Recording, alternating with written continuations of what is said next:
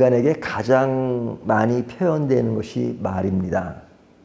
말은 그 사람의 인격과 가치 그리고 마음의 생각을 보여주는 창이라고 할 수 있습니다. 그래서 말 한마디로 사람을 살리기도 하고 죽이기도 하죠. 어떤 사람은 말을 참 포근하게 하는 사람이 있어요. 그 사람의 말을 들으면 마음이 편안해지고 참 이렇게 아늑해지는 그런 사람이 있는가 하면 어떤 사람의 말을 들으면 불안해지고 그리고 수치스러움을 느끼게 하는 그런 말도 있습니다. 그러니까 이 말이라는 것이 굉장히 중요해요. 말이 어느 정도로 중요한가 하는 것은 우리가 일상생활에서 말에 대한 얘기만 하는 것이 아니라 성경이 말에 대해서 엄청 많이 이야기합니다. 야고보서를 보면 야고보서의 전체의 내용이 말에 대한 이야기라고 해도 과언이 아닐 정도로 말은 신앙과도 밀접하게 연결되어 있어요. 그래서 야고보서에는 말을 뭐라고 했냐면 입과 혀로 비유했죠. 그리고 배의 키로 비유했어요. 배의 키. 배가 큰 배라도 키가 있잖아요. 그 키가 방향을 조종하죠. 큰 배가 그 작은 키에 의해서 방향이 다 정해져요. 마찬가지로 사람 신체 중에서 입이라고 하는 것은 굉장히 작지만 이 입이 자기의 모든 것을 주관하고 이 주관하는 그 행동 양식이 사람들에게 엄청난 영향력을 준단 말이죠. 그렇기 때문에 이 말이라고 하는 것이 굉장히 중요하다 하는 것을 성경이 이야기하고 있는데요. 오늘 말씀도 사실은 이 말과 연결된 말씀을 하고 있는 겁니다. 오늘 말씀은 어제 말씀과 이렇게 이어지고 있는데요. 어제 말씀을 보면 예수님이 귀신 들려 말을 못하고 또 앞을 보지 못하는 사람을 고치셨습니다. 그런데 그것을 본 바리새인들이 뭐라고 이야기하냐면 그렇게 병자를 고친 예수님에 대해서 예수님은 귀신의 왕 바알세불을 힘입어 귀신을 쫓아낸다 이렇게 말을 한 겁니다. 그러니까 이 말은 엄청난 말이죠. 엄청나게 왜곡되고 잘못된 말이죠. 그리고 예수님을 공격하는 거잖아요. 자, 이렇게 말하는 바리새인에 대해서 예수님은 지금 오늘 본문에서 이야기를 하는 겁니다. 어제 본문에 그런 말에 그런 아주 안 좋은 말을 한 바리새인에 대해서 예수님이 하시는 말씀이에요. 그 말씀이 뭐냐? 두 가지로 이야기합니다. 그 두 가지가 뭐냐면 사심을 얻을 수 있는 것과 사심을 얻을 수 없는 것을 이야기합니다. 용서받을 수 있는 것과 용서받지 못하는 것을 이야기하는데요. 사심을 얻을 수 있는 것이 뭐냐? 31절을 보면 그러므로 내가 너에게 이르노니 사람에 대한 모든 죄와 모독은 사심을 얻되 그러죠. 자, 여기 사심을 얻는다. 뭐에 대해서? 사람에 대한 모든 죄와 모독은 그렇죠? 사람에 대한 모든 죄와 모독은 사심을 얻는다. 그러니까 모독이라고 하는 것, 죄라고 하는 것, 사람에 대한 죄가 나쁜 거죠. 하지만 사심을 얻는다 이렇게 말씀하세요. 이것은 뭐냐면 인간이 완전하지 못하잖아요. 어떤 사람이 살아가면서 모독하고 또 사람에 대한 그릇된 말을 하지 않는 사람은 없죠. 만약에 이런 것에 사심을 얻지 못한다 그러면 진짜 모든 사람이 사심을 얻지 못하죠. 근데 사람에 대한 죄와 모독에 대해서는 사심을 얻는다. 이렇게 말씀하십니다. 또 32절을 보면 또 누구든지 말로 인자를 거역하면 사심을 얻되. 인자가 누구예요? 예수님이죠. 예수님을 거역하면 사심을 얻되. 이 말씀은 뭐예요?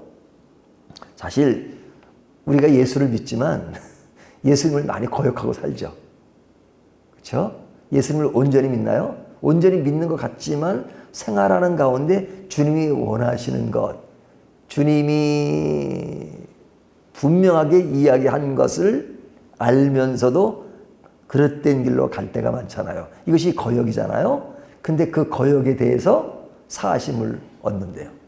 그러니까 우리가 예수님을 거역하면 사하심을 얻지 못한다. 그러면 뭐 이것도 구원 얻을 사람이 없는 거죠. 자, 이런 것에 대해서 사해해 주시고 용서해 주신다니까 얼마나 다행입니까? 감사하죠. 감사하죠. 하나님의 너그러운 사랑, 것이 들어있는 거죠. 이 사하심을 얻는다고 말씀합니다. 하지만 사하심을 얻지 못하는 것에 대해서도 말씀하세요.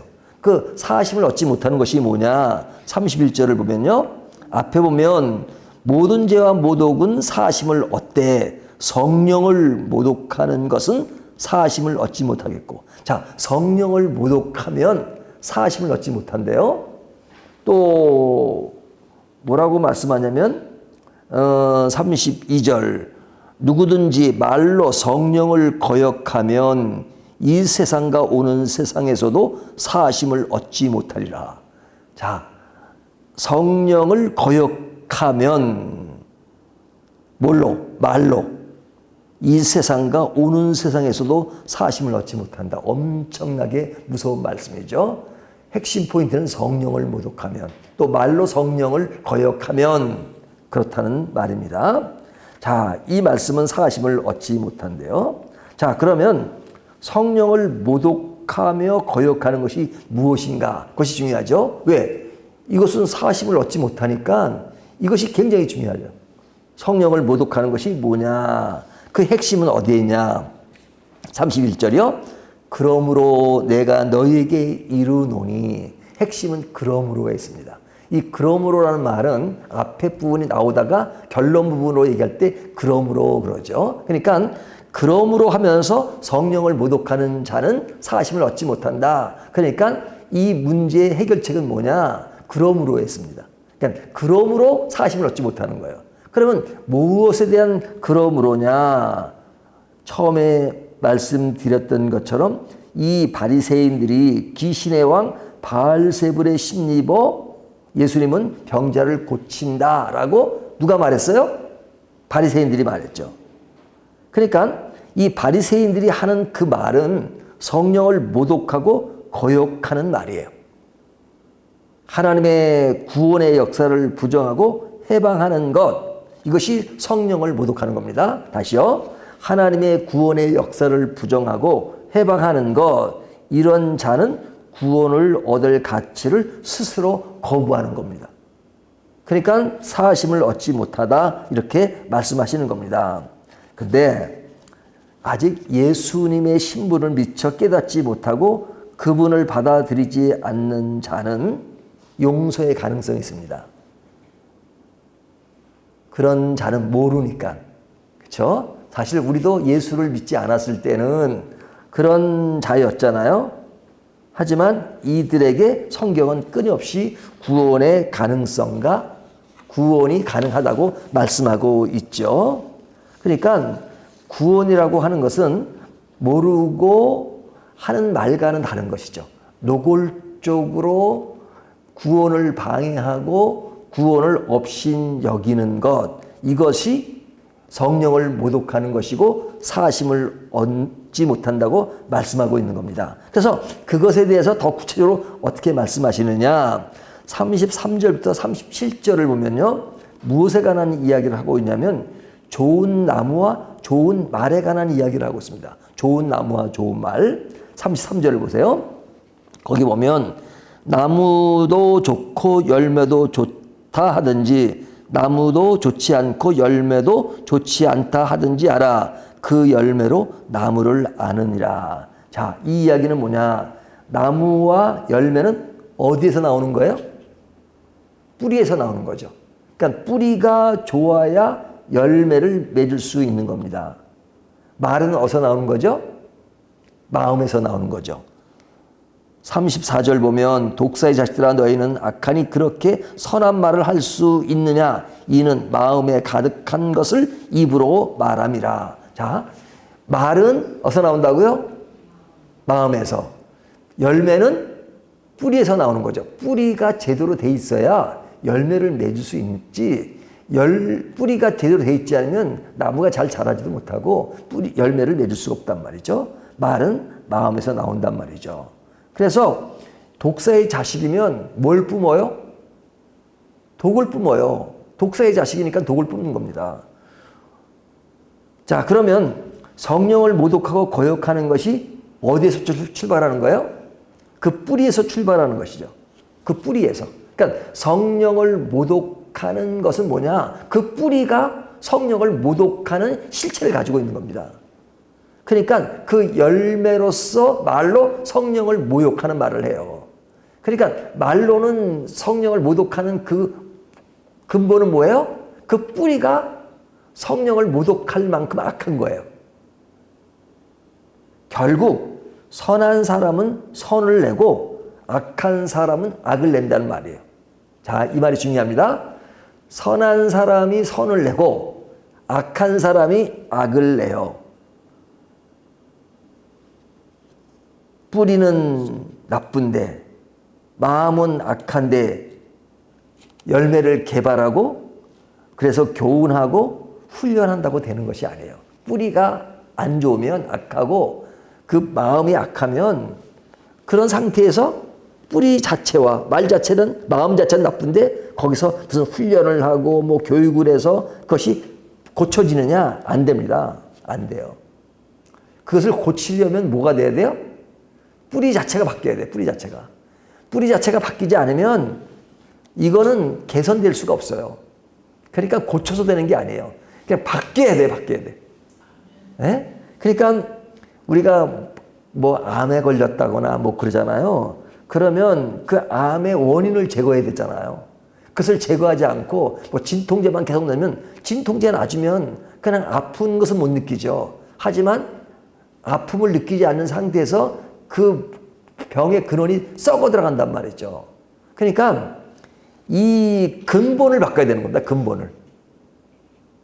예? 근본을 바꾸지 않으면 안 되는 겁니다. 그러니까 구원이라고 하는 것은 악한 사람을 좀 개선하고 고치는 게 아니에요.